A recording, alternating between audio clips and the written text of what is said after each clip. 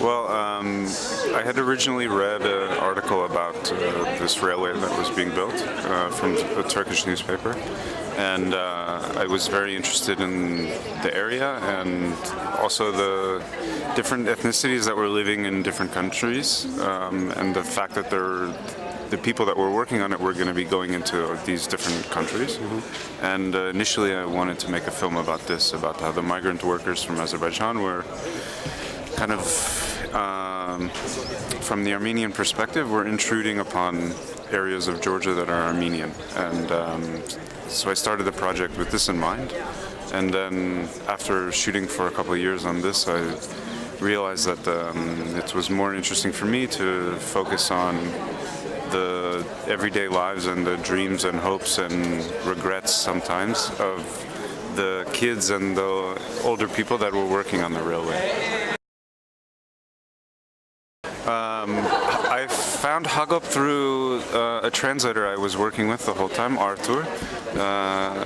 My first trip over to Armenia, he said, "Oh, Martin, I heard about this guy that just sits in the station all day and does nothing and waiting for the trains to come." And he said he had heard about it or read some newspaper about him, and so we went to go find him. And I remember he wasn't there the first day, and the second day when we went to go visit him, it was amazing. I mean, this was on the first trip, so I have been shooting with him for the entire time that I was shooting, and I remember meeting Hagop, and it was just, I knew that I had some part of the film just there, and we've become good friends since.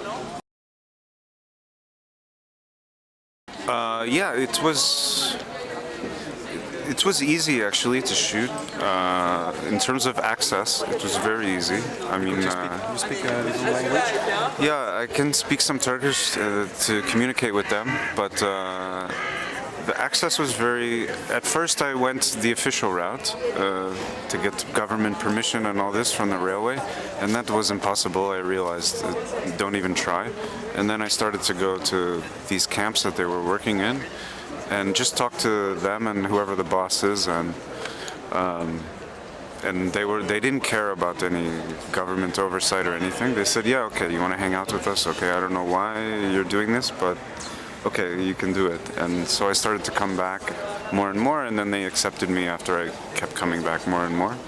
And nobody really cared that I was shooting. Yeah.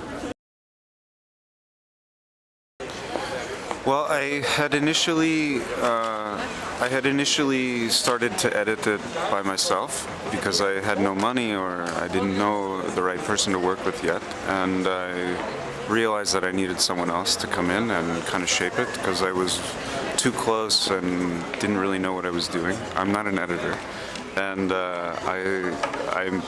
I saw Eva's work. And I contacted her. I knew she edited. I really loved her work, her films. And I was like, okay, this person feels right. I want to work with her. And the collaboration was really good. She pushed me and helped me kind of construct a narrative that made sense for what I wanted, and that also paralleled my own life as I was working on the film.